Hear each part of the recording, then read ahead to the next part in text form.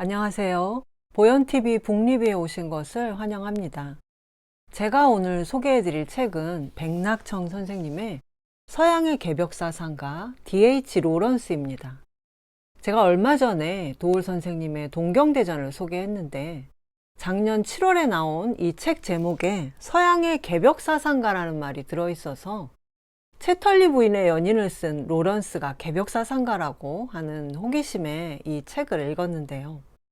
이 책과 함께 백낙청 선생님의 영문학 박사 논문을 번역한 D.H. 로런스의 현대문명관이 같이 나왔고, 우리나라에 한국 로렌스 학회가 있기 때문에 젊은 학자분들이 쓴 리포트도 많이 있지만 저는 그냥 순수한 독자의 입장에서 리뷰를 해보겠습니다.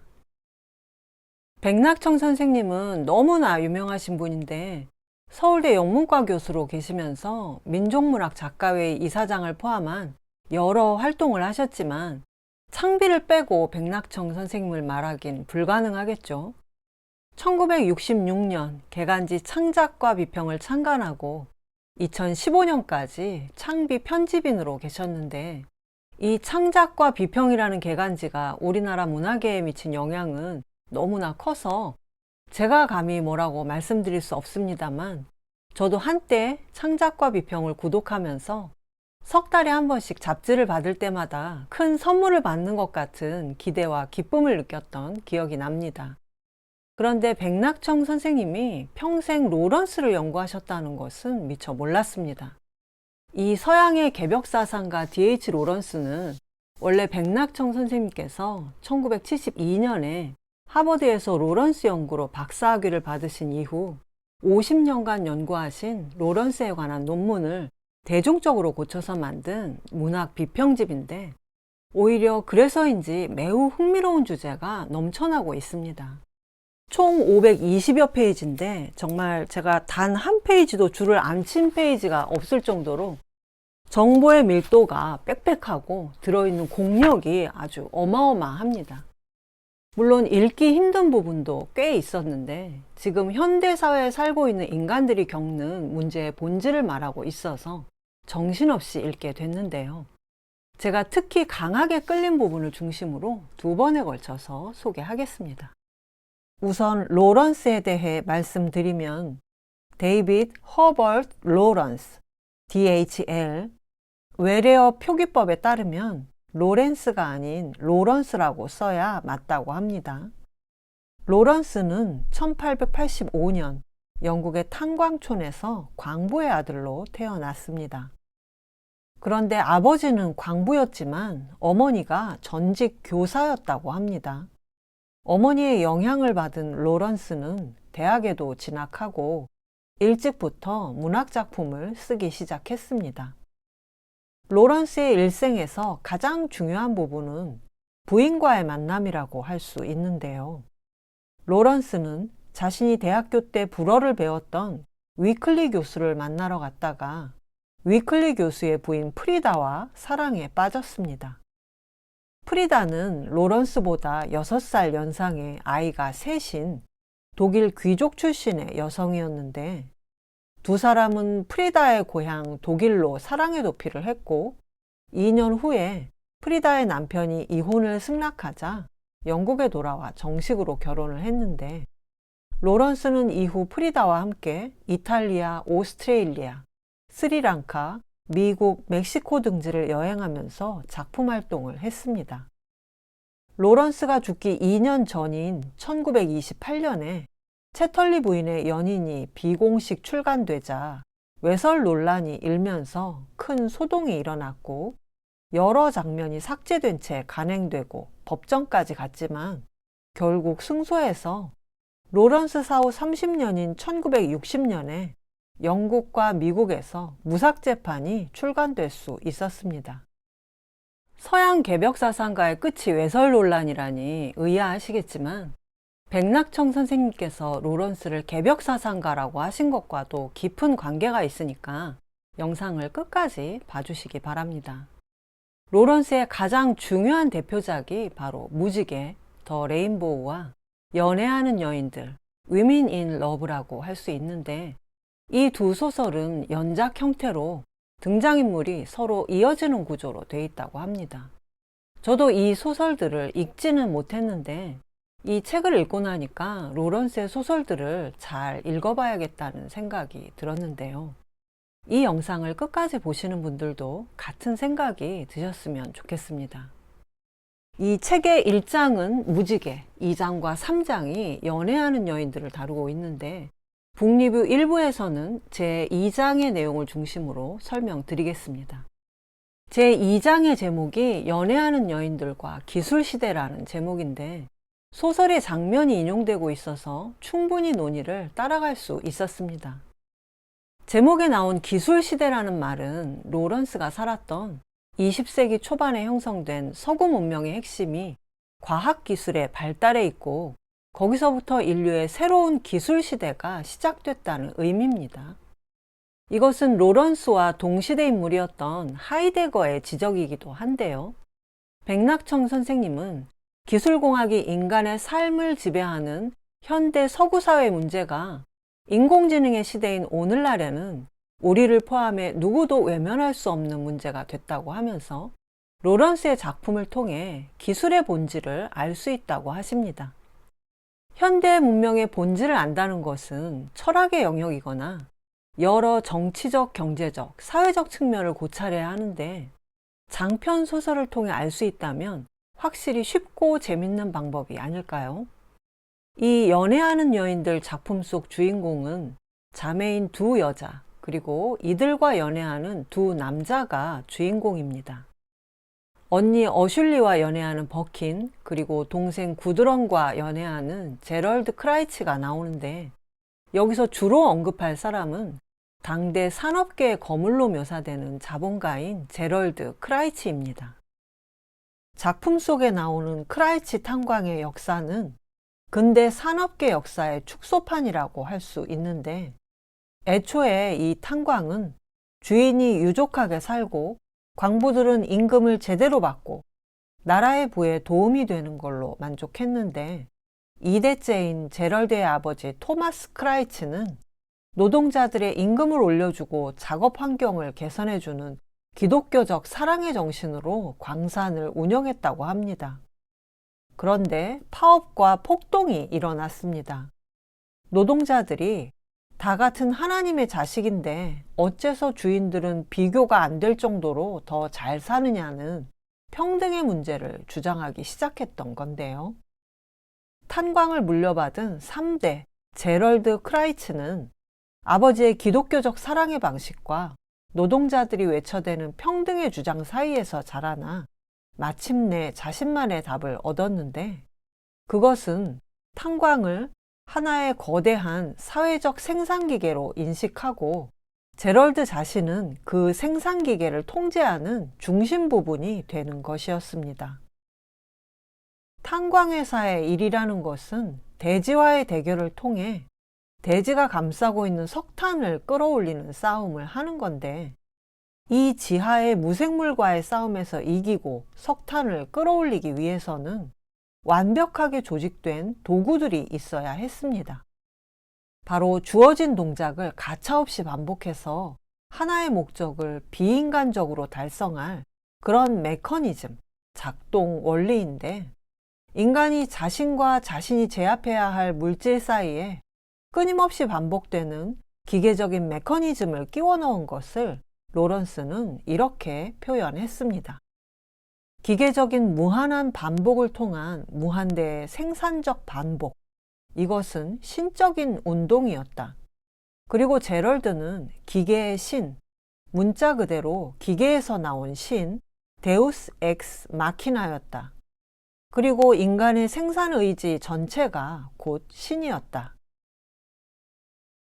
현대의 성공한 자본가가 도달한 경영 원칙에는 역사적 사명감과 함께 일종의 신적인 종교적 황홀감까지 작용하고 있다는 건데 백낙청 선생님은 이 무한대의 생산 반복이야말로 단순 동력기에서 최신 컴퓨터까지 모든 기계의 기본 원칙이자 현대 기술에 의거한 모든 생산 활동의 본질적인 속성이라고 말씀하십니다.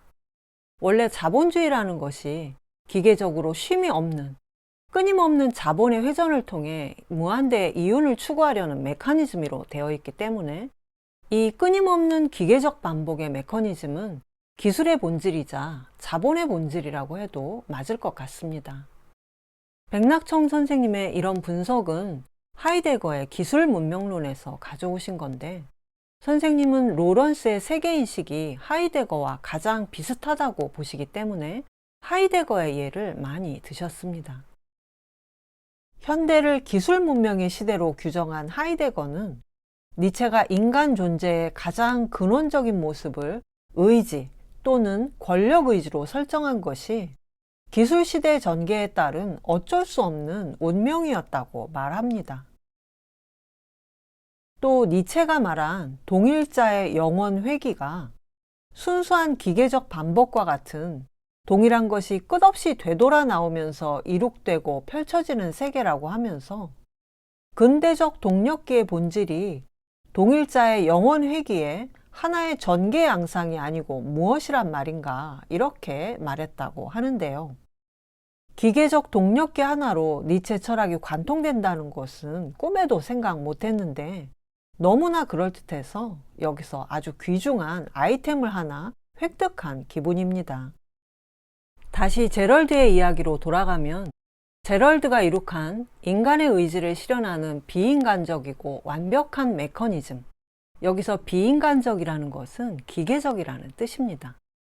비인간적인 메커니즘인 기계적인 굴착 시스템과 컨베이어 벨트, 교대 근무 같은 회사 운영 체제가 완성되자 이전의 인도주의나 기독교식 사랑의 논리, 그리고 노동자들의 평등에 대한 주장이 함께 뒤떨어지고 낡아져 버렸다는 표현이 나옵니다. 왜냐하면 인간의 욕망이 이 기계적인 메커니즘을 새로운 신으로 바꾸려는 욕망으로 변해버렸기 때문인데, 이런 온갖 비능률을 제거한 새로운 경영 방식으로 인해 비록 노동 강도는 높아졌지만 광부들은 불평불만 없이 이런 비인간화에 승복하고 거기서 종교적인 만족감까지 느꼈다는 겁니다. 그래서 제럴드는 그들의 새로운 제사장이고 그들이 느끼는 종교와 새로운 세계, 새로운 질서를 대표하는 인간이 된 건데요. 바로 이런 점 때문에 자본주의 체제가 전 세계를 휩쓸 수 있었던 것이 아닌가 싶습니다. 지금 우리 사회에도 수많은 제럴드가 있습니다. 우리 사회가 대기업의 회장들을 어떻게 대하고 있는지를 보면 그들이 이 시대의 제사장이고 그들의 회사 시스템이 종교화되어 있다는 것을 실감하실 텐데요. 이제 대자본가는 모든 사람의 존경과 사랑, 욕망을 대변하면서 신적인 추앙을 받는 어벤져스와도 같은 존재가 되어 있습니다. 그리고 이 시스템에 속하는 사람들 또한 신과도 같은 초인적인 체제에 속함으로써 드높아짐을 맛보았는데, 우리 사회에서 삼성이나 구글에 취직한다는 것이 바로 이런 신적인 체제에 속하는 것을 의미합니다. 이 시스템 속에서 자신이 맡은 지위에 따라 합리적인 몫을 배분받으면 그 다음에는 악마가 멋대로 뛰어들어도 좋았다고 할 만큼 남의 일에 간섭하지 않는 한 사람마다 자기 취미와 욕망을 돌보면 됐기 때문에 이것을 진정한 자유라고 착각하기에 이르렀는데, 물론 로런스는 이것이 진정한 자유나 인간 해방이 아닌 혼돈의 극치일 뿐이라고 봤습니다. 소설 속 제럴드는 일단 사업이 성공하고 나자 문득문득 야릇한 공허감에 쫓기게 되고 자신의 신비적 이성, 미스틱 리즌이 무너져가는 것을 느끼게 됩니다. 여기서 신비적 이성이라는 것은 다른 게 아니라 합리적 계산의 도구로서의 이성이 아닌 인간 본연의 건강함을 지켜주는 한층 근원적인 이성을 말하는데, 이게 점점 사라져감에 따라 제럴드는 유일한 기분 전환이었던 여자에게도 심드렁해지고 점점 더 강하고 더 스릴에 찬 경험을 추구하지만 그것이 참된 해방의 길이 되지는 못합니다. 결국 제럴드는 삶의 의욕을 상실한 채 알프스의 눈 속에서 허무하게 얼어 죽는데, 백낙청 선생님은 이 제럴드의 죽음이야말로 기술시대 인간의 한 전형적인 운명을 보여준다고 말씀하십니다. 이 전형성을 우리 시대 자본가들의 삶에도 적용시켜 볼 수 있을 텐데, 신적인 자유를 누릴 수 있을 것 같은 대자본가들의 삶이 왜 건강함을 잃어버리게 되는지 그 이유를 여기서 찾을 수 있을 것 같습니다. 지금으로부터 100년 전에 쓰여진 로런스의 소설에서 오늘날 현대사회 문제의 원형을 읽을 수 있다는 것이 신기하기도 하고 놀랍기도 한데요. 그동안 우리가 막스 베버가 말한 청교도주의로 무장한 겁약한 자본가의 이미지에만 갇혀 있었다면, 이제 우리도 서구 기술 문명에 깊숙이 들어와 있는 당사자로서 로런스 소설에서 깊은 영감을 발견할 수 있는 것 같습니다. 그런데 과학기술의 특징은 근원적인 진리를 은폐하고 모든 것이 인간의 업적이요 기술의 힘인 것처럼 보이도록 작용한다는 점입니다.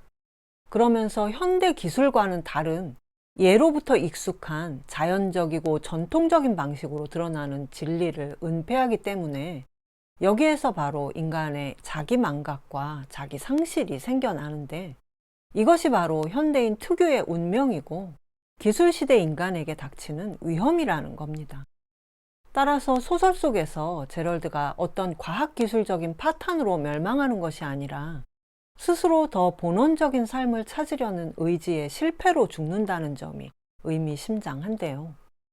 오늘날 우리 사회에 만연한 광범위한 우울 증상이 기술 문명으로 주어진 것 외에 다른 가치를 추구할 줄 모르게 된 현대인의 상황과 깊은 연관이 있지 않나 생각됩니다. 이제 가장 중요한 이 장의 결론 부분으로 가보겠습니다. 연애하는 여인들이라는 작품에서 로런스는 현대의 이런 위험 속에서 제럴드식의 파멸이 아닌 또 하나의 길, 어나더 웨이를 모색하고 있습니다.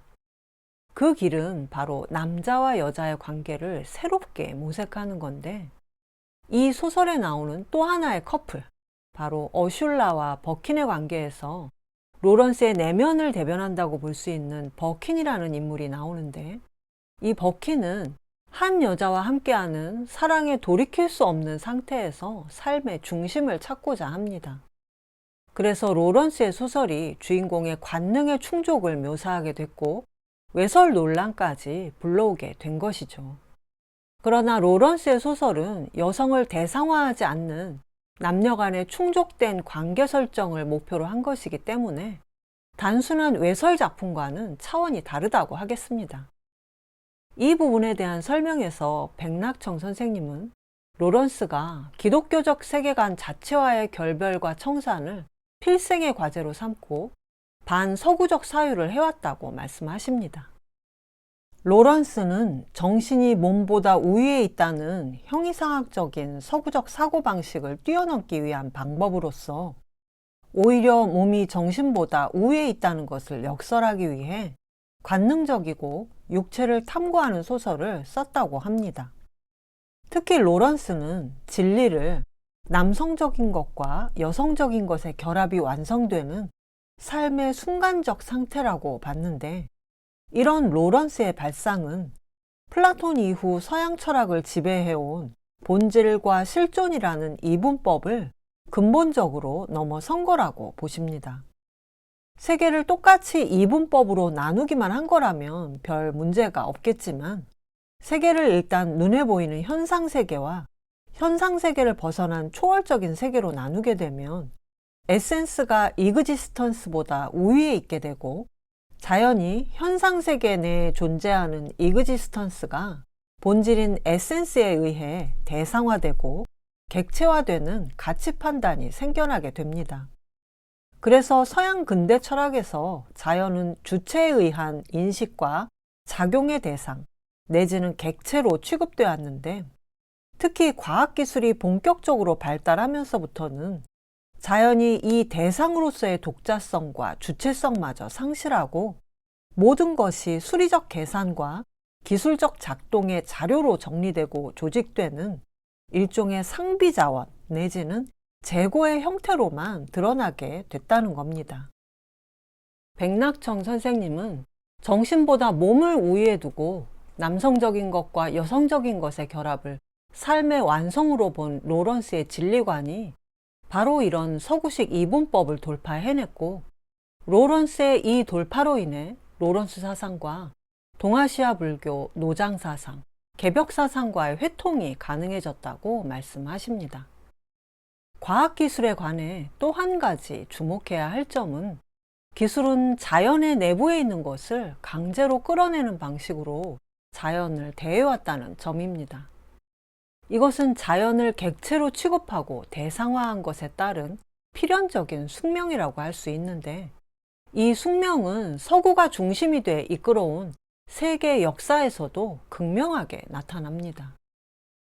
유럽에서 기술혁명이 일어난 이래 유럽은 기술이 발달하지 않은 다른 나라들을 수탈의 대상으로 삼고 식민 지배에 열을 올렸습니다. 이것을 제국주의라고 하는데, 먼저 시작한 선진 제국주의와 뒤에 출발한 후진 제국주의가 한정된 식민지를 두고 충돌한 것이 바로 1, 2차 세계대전이었습니다. 미국의 경우 이런 제국주의에서 벗어나 있다고 우리가 알고 있지만, 미국은 남미의 경우처럼 현지 주민들을 억압적으로 통치하고 수탈하는 방식이 아닌 북미 대륙의 원주민들을 소멸에 가깝게 학살하고 땅을 차지했다는 점에서 기존 제국주의보다 훨씬 더 극악한 형태의 식민주의를 실현했다고 할 수 있는데요. 서구식 형이상학에서 출발한 이분법적 사고가 기술이 자연을 대상화하고 기술이 발달하지 않은 나라들을 대상화해서 식민지로 삼거나 땅을 빼앗는 데 그치지 않고, 개인의 삶의 영역에서는 여성과 약자를 대상화해왔기 때문에 우리의 삶과 밀접한 논이라고 하지 않을 수 없습니다. 물론 세계 곳곳에 가부장적 체제가 들어선 이래 인류는 한 번도 남성 중심주의에서 벗어난 적이 없지만, 현대에 들어 그 모든 남녀 평등의 노력과는 별개로 여성에 대한 성적 대상화가 이렇게 극심하고 노골적인 여성 혐오와 비하가 판을 치는 시기는 없었던 것 같습니다. 기술 문명을 이끌어온 서구 사회만 해도 성차별은 줄어들었을지 몰라도 여성에 대한 남성의 폭력은 결코 줄어들지 않고 있습니다. 한마디로 진정한 인간 해방으로서의 남녀 평등, 남녀 존중은 기술 문명의 대전환과 함께 가지 않으면 달성될 수 없기 때문에, 로런스가 장편 소설 속에서 기술 문명을 극복하는 또 하나의 길로서 새로운 남녀 관계를 모색했던 건데요. 재밌는 것은 그럼에도 불구하고 로런스가 모든 여자는 집으로 돌아가야 한다는 식의 여성의 사회 진출을 반대하는 듯한 발언들을 했기 때문에 로런스의 모든 사상을 옹호하는 백낙청 선생님마저 종종 안티페미니스트가 아니냐는 의심을 받으셨다고 합니다. 영문학계 후학들과 가진 좌담회의 한 대목에 여성관, 로런스와 백낙청의 아킬레스건인가, 이런 소제목이 달리기도 했다고 이 책에 밝히셔서 백낙청 선생님의 솔직함을 느낄 수 있었는데, 아무래도 이 문제는 우리나라의 개벽 사상을 만나야 전면적으로 풀릴 수 있을 것 같습니다. 백낙청 선생님은 이 책에서 로런스의 장편 소설을 매개로 하이데거와 니체를 비롯한 많은 서양의 사상가들의 논의를 정리하셨는데, 그 결론은 서구 사상은 기술 문명이 일으킨 여러 가지 세계적인 문제를 지적할 능력은 있지만 스스로 해결할 능력이 없다는 겁니다. 아직도 서양인들이 자신들 특유의 형이상학적 이분법을 극복하지 못하는 것과 일맥상통하는 이야기인데요. 당장 코로나19에 대처하는 능력이라든가 전 세계를 위협하는 기후변화와 빈부격차는 심해져 가는데, 서구 사회에는 혐오와 차별, 증오를 부추기는 극단적인 극우 세력이 사회의 주류로 부상하고 있습니다. 자연에 대한 인간의 승리를 의미하는 서구의 전통적 휴머니즘, 인본주의 또한 동물권이 중요한 의제인 요즘에는 오히려 넘어서야 할 한계로 여겨지고 있기 때문에, 인간 중심의 서구 휴머니즘과 같은 낡은 교양에 대한 집착보다는 보다 근원적인 깨달음, 즉 정신개벽이 필요한 시대가 오고 있다고 백낙청 선생님은 보셨습니다. 그래서 몰락이냐, 대전환이냐를 앞에 두고 있는 서구 기술 문명의 문제들을 해결하려면 동양의 사상적 도움이 필요한데, 그런데 워낙 서양은 동양을 무시해왔기 때문에 동양이 서양을 배우려고 노력한 만큼 동양을 배우려 들지 않는 게 문제입니다. 서양 사람들은 제2의 지구를 찾기 위해 우주 탐사선을 띄울 용의는 있어도 전 지구적 문제 해결을 위해 동양 사상을 배우겠다는 생각은 하지 않습니다. 그래서 백낙청 선생님께서 로런스의 사상과 우리 개벽 사상을 연결해 보자는 제안을 과감하게 하신 것 같습니다.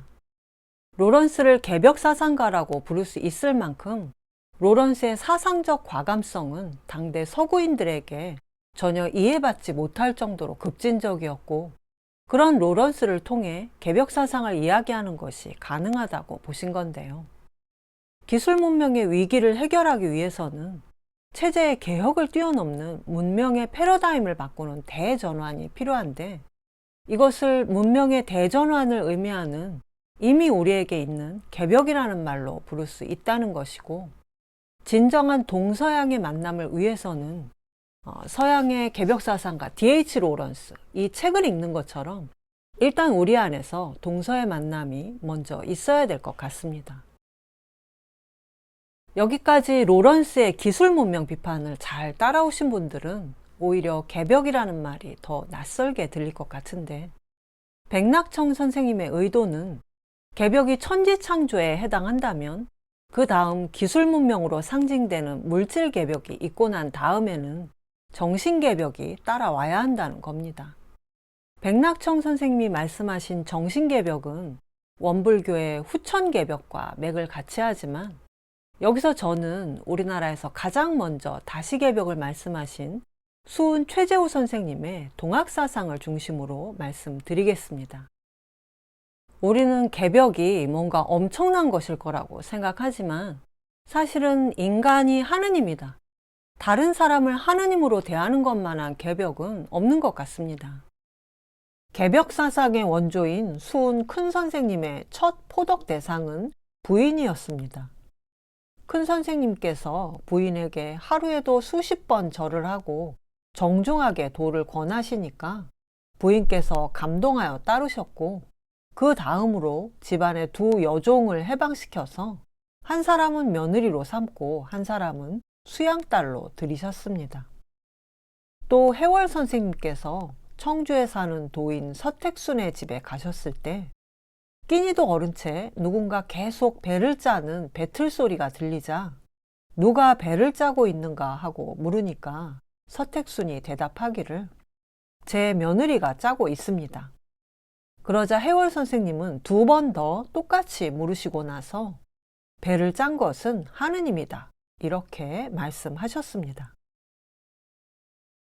극악한 노비제도의 바탕을 둔 신분제 사회였고, 집안에서 며느리가 노비 이상의 대접을 받지 못했던 조선시대에 두 분 선생님이 하신 일은 아무나 할 수 있는 일이 아니었고, 바로 여기서 천지가 뒤바뀌는 개벽인 조선왕조의 멸망이 이미 시작된 거나 다름이 없습니다.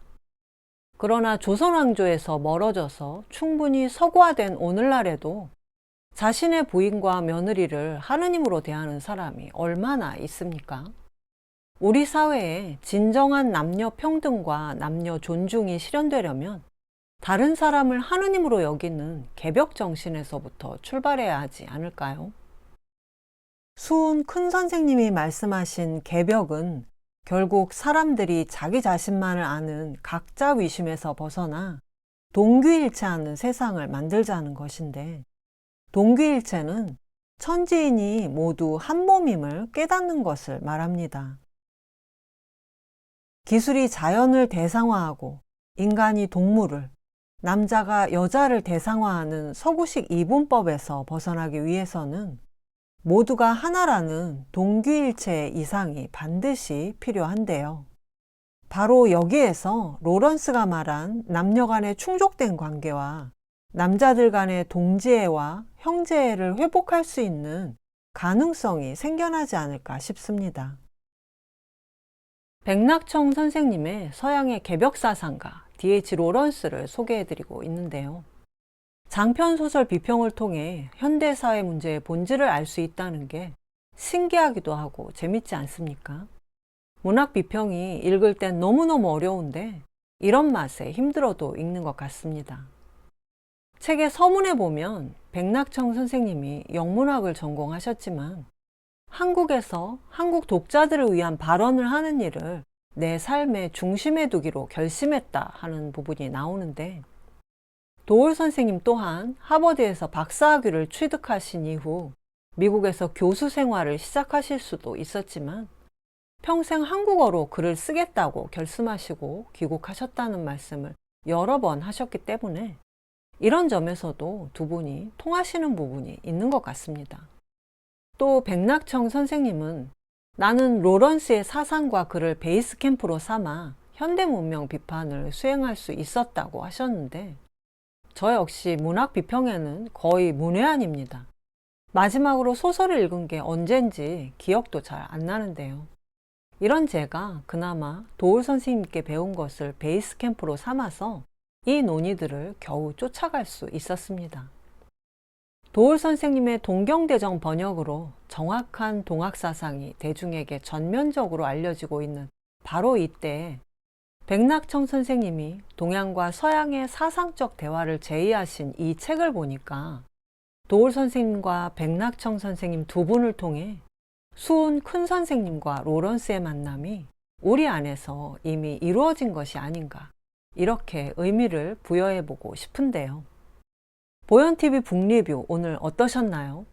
로런스가 이제 좀 궁금해지셨나요? 서양의 개벽사상가 D.H. 로런스를 소개하는 북리뷰 2부에서는 로런스가 극찬한 세잔느의 사과 그림이 왜 그렇게 위대한지 그 이유를 알아보고 저를 깜짝 놀라게 한 로런스의 매우 흥미로운 글들을 직접 보면서 개벽사상가로서의 로런스의 면모를 좀 더 자세히 알아보겠습니다.